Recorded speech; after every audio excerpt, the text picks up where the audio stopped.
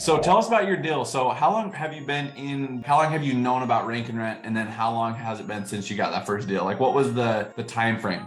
I got into Rank and Rent probably, I think it was October. It was like right after my son was born. I got a 5 month old. Right after he was born, I was on paternity leave and I was doing the affiliate marketing stuff and I was, researching. I ran across Nick and then I came across this group. So it was probably October, November that I got into this group. And then I just started dissecting it, because Nick gives out pretty much like 98% of his secrets for free. And it's just amazing, if you go through and you just search the group for any questions you have, watch the lives, just start piecing stuff together, it'll like start to make sense. So I'm in Nick's paid group now, but I actually had this deal and I've only been in his paid group for like less than a week. And I had this deal lined up, ready to go before I even got into the paid group. So there was enough stuff in the free group to get me up to that point. The main reason I went into the free group is because I just wanted to be like in the group. Like I wanted to be able to have the connections of being in the group, right? So yeah, I had this whole deal lined up. I went into a couple different city niche combos and then I kept like spending money on ads and I was like, no, I turned the ads off. Yeah. Like I'm not I can't Nervous do to keep them going. nervous to keep them going. I'm like, what if I spend $600 on ads and then I don't get a deal? I'm out $600. Do you feel like this is why it took you? I mean, you got the deal, but like, do you feel like this is what held you back from getting it from like a month to like now? Is that kind of what you think your hang up is? Yes, I could have got it much sooner had I just let the ads run and ran with the process. And I actually went into a niche. The first one I did was a niche that I should not have done. I went against Nick's advice and I was doing towing. I mean, I know people have success with towing, but you have to produce a lot of volume with your ads to make it make sense. And so I was like really nervous about that. So I kept like, I'd spend like $100 on ads and I was like, no, I turn it off. And then I would turn it back on and spend some more and turn it off. And I'm like, nothing's ever going to happen. I'm just going to keep spending money. So I got out of towing. I went into concrete and then did all the ads and everything. And I was like, all right, look, I'm not going to put money in my 401k for 3 months. I was like, I'm going to make this work for 3 months. I was like, because I've been putting, money back. But I'm like, this is way more lucrative than like this 401k thing, right? So I'm like, no more 401k for 3 months. I'm going to make this work. I'm giving myself that like grace, I guess. And I'm going to let these ads run and follow the process. So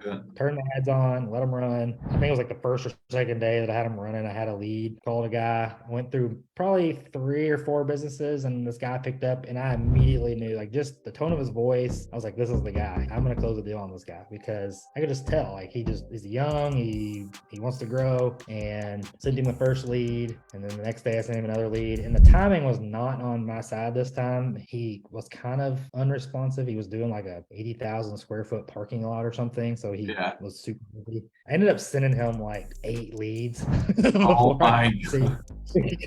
because the timing just wasn't good, but it helped. Like it helped me learn the process, and like I'll know the next time around I'm not going to send that many. But I think it helped me for this one because after I sent him like the second or third lead, I got on a call with him. He pretty much told me his life story in like 45 minutes. And like, I was like, this guy definitely wants to grow. Like he's super passionate about his company, and he told me, he said, yeah, I'm paying for leads. He's like, I got another lead gen site just like this one. It actually started the same way, and I'm paying $450 a month. And I was like, at that moment, I was like, oh no, like I cannot compete with $450 a month. That's what's funny is I've had that same thing happen to me where like the guy's like, hey, I actually partnered with somebody. A week later, he like goes to some freaking concrete expo and he's like, bro, I just been like talking around. Some guy can do it for $400. I'm like, well, that's the difference between great value at Walmart and like Costco, or something way better, dude. I'm like, you're comparing apples and oranges, like, like I totally get what you're saying. So yeah, he said he had that one for 450, and then he had another one that was like $100 for 3 months, and it was like decorative concrete or something. And I was like, I'm not gonna be able to compete with this. I kept going. I was like, I'm just gonna keep going with the process. Like send him some more leads, asked around to some friends. I was like, how should I upsell this? And I asked Nick too, and it was like, just show him the value in what you're offering, right? Like show him that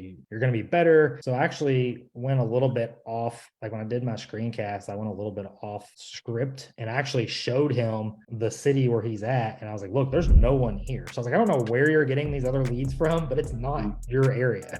Like, you know, I showed him basically the whole concept of, you know, what I was going to do and what I was going to build. And he totally got it. And he was like, the fact that you sent me the leads and then sent me this video and then we're doing this Zoom call and all this stuff, he's like, I can tell that this is different. The other one, he was like, she just called me on the phone and said, hey, do you want these leads for $450 a month? You know, he saw that value and the fact that we were actually building that relationship with them from the very beginning. And I think that's super important. And so, yeah, I sold him on, you know, $1,400 a month, which is 3 times as much as he's paying for his other service. So, dude, I just love that you said that too, because like you're gonna come to that point where they're gonna try to like scare you. Like I've had people that get on the phone and like when they first say it, dude, you're like, great, like I can't compete with that. They're never gonna want this service. But like I've had the same thing happen to me where they've like told me, they're like, well, I'm only paying like this much for this and it's been fine for me. But then I'm like, okay, well, like if you have enough jobs, I don't want to put them on you. And they're like, oh no. And then they like start coming back to you because their leads actually aren't that good. But it's just proof that like, don't get scared like that they try to do stuff, because it's just the game. Like they're all trying to play this game of like playing hard to get. We're all doing it just in our own little ways. It's like who can call